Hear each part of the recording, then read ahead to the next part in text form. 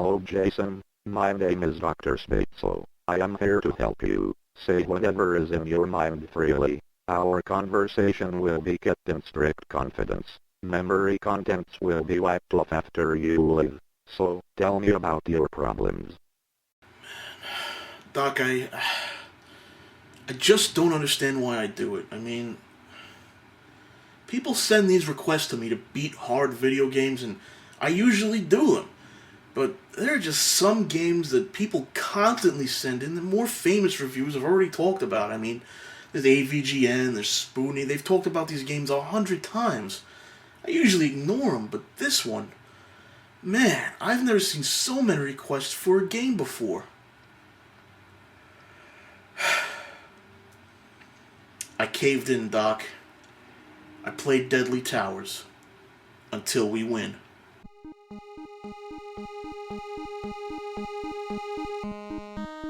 We've all seen the reviews. We've read the articles. We know that Deadly Towers is not a masterpiece. Far from it. But it's not a hard game because it's a bad game. It's hard because it's designed that way. First off, the sword is a lot like the sword in Zelda. It fires across the screen. The only difference is that you don't actually swing the sword, it just sort of shoots out, and you can only shoot one shot at a time. On top of that, the sword moves slowly.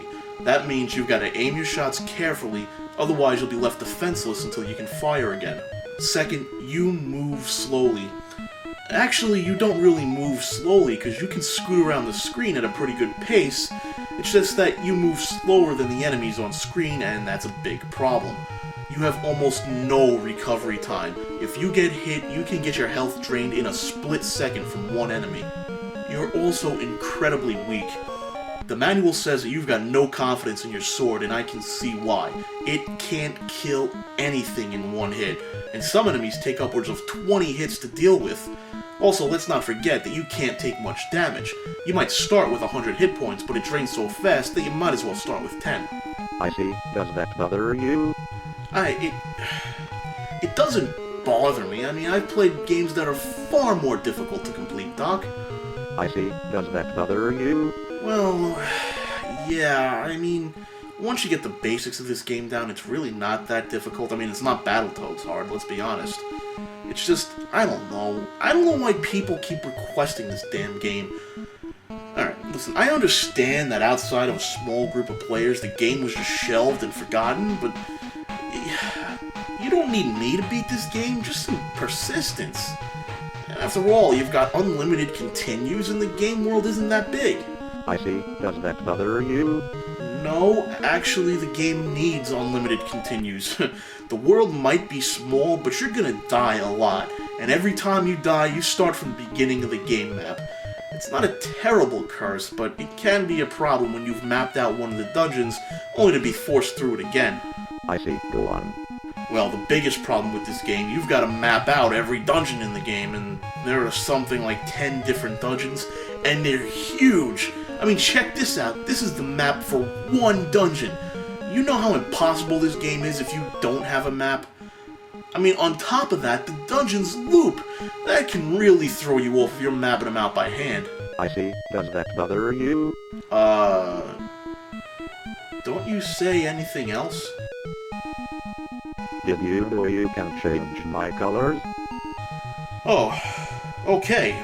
Well then, want to know some tricks for beating this game, Doc? Go on. Well, that was oddly direct.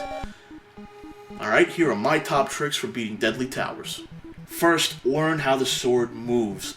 You've got to train using this thing like a Jedi trains with his lightsaber. You're just not going to get very far throwing this damn thing around at random. Second, have a notebook handy to map out these dungeons, or download a bunch of maps from the internet. Now, the game does have a bit of randomness to it, so the maps you download won't exactly be 100% accurate, so your best bet might be a combination of the two. Third, make sure you grab every single heart container in the game. It increases your HP by 10 points. That's one full hit by a boss or 2 hits by a regular enemy. Fourth, moving at angles instead of going straight is way faster and help you avoid some of the almost unavoidable enemies. fifth, get yourself the double shot. It lets you have two swords on screen at the same time, and ignore the parallel shot if you find it. The double shot can save your life if you miss. Finally, the position that you enter a door or a dungeon in the game determines your position on the next screen. So if you enter a room and get knocked back into a previous room, try entering that room from the far right or left edge of the door, and you should be able to sneak in. I see. Does that bother you? Why would that bother me? You're the one who asked me for my tips. Did you know you can change my colors? Okay, well, how about we talk about how to actually beat the game, just to sort of stay on track here? I see, go on. Alright, well, you start off from a very weak position. You have no armor and only a weak sword. So like every good RPG out there, you've got to upgrade your equipment. You do this in shops. This requires two things: getting Lutter, the game's currency, and actually finding the shops. Oh yeah, they're hidden in those dungeons. You know, those mazes that are practically impossible to find your way out of? Yeah, you gotta go through those fucking mazes to get to the shops. I will get parody error if you keep talking in this that way. Parody error? What the fuck is a parody error? Parody. Whoa! Dude, Doc? Are you alright? I see, go on. Right. Anyway, you'll find the shops in the dungeons, and each shop has different items. Personally, I recommend picking up the shield, helmet, boots, sword, and gauntlets. Of course, that means you'll have to map out every single one of the 10 dungeons, and good luck with that. I really recommend finding a map online instead of doing this by hand. Now, I can't tell you which shop carries what, because as the game progresses, you're going to find that the shops cycle their inventory, so it's kind of different for every dungeon you go into, but I can tell you which items do what. The shield and the helmet help you with your defense, a lot.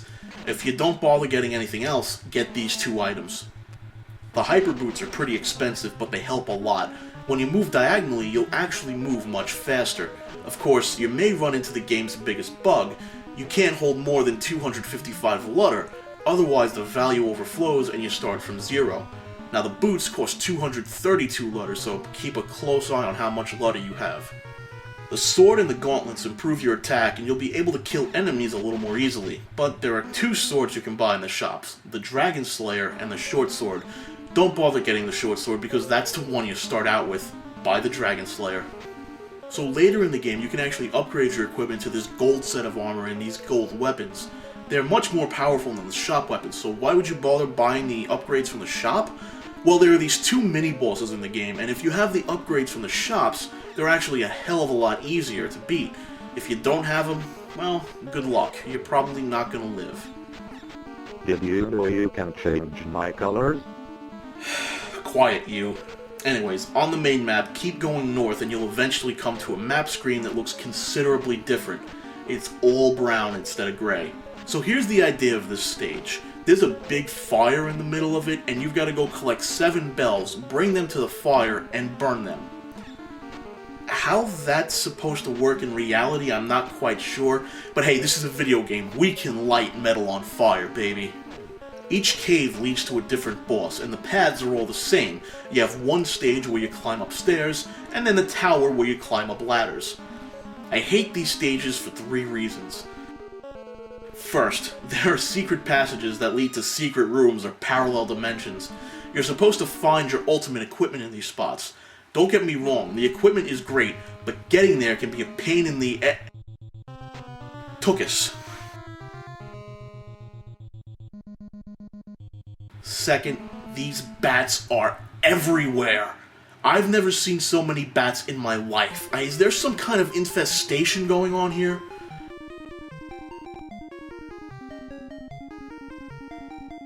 Finally, ghosts. I hate these things. Not only are they invisible, they're everywhere, so you'll start taking damage for no obvious reason other than an invisible ghost hit you. So you have to burn 7 bells in a holy fire. How do you get the 7 bells? You've got to kill the 7 guardians. Cold Killer, Death Bear, Great Wing, Centipede, Wheeler, no not him, Beat Plant, and Great Burn. Now I could explain each of these bosses, but they all have basically the same attack. They wobble around the room and shoot fireballs at you. Every boss does this except Centipede. He moves around the entire screen, making him much more difficult to kill.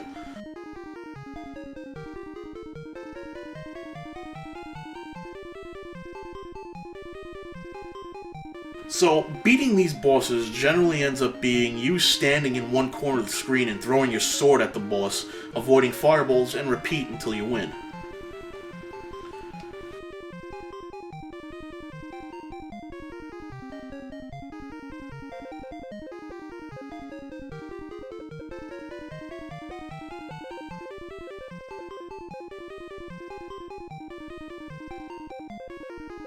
I see. Does that bother you?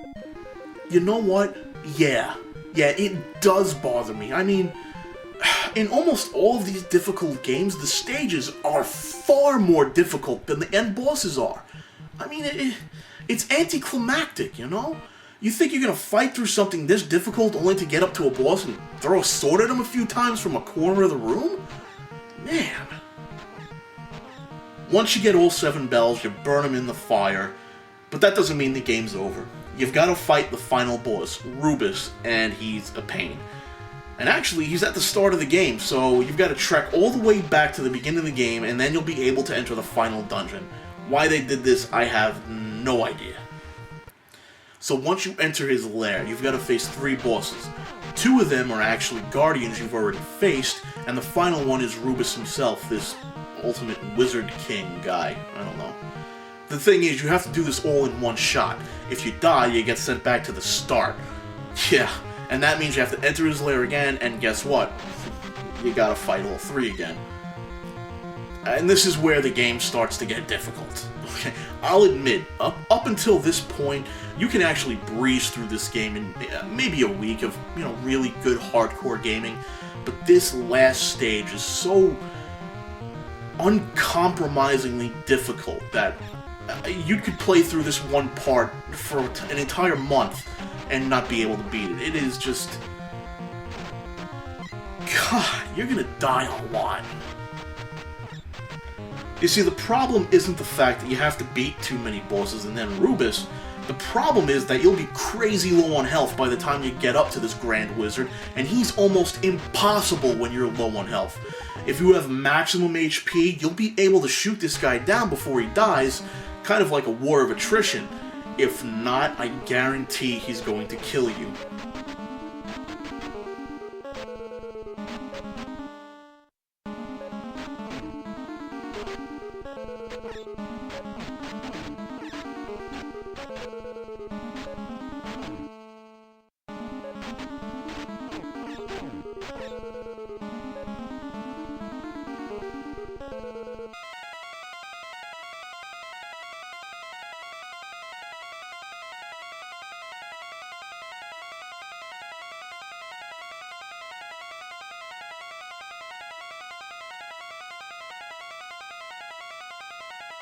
I see. Does that bother you? No, Doc, that's not it. I mean, it just doesn't end. I mean, God. How many more people are going to request that I do Battletoads? I already did that, like, what, 3-4 episodes ago? Do they hate me, Doc? Is that it?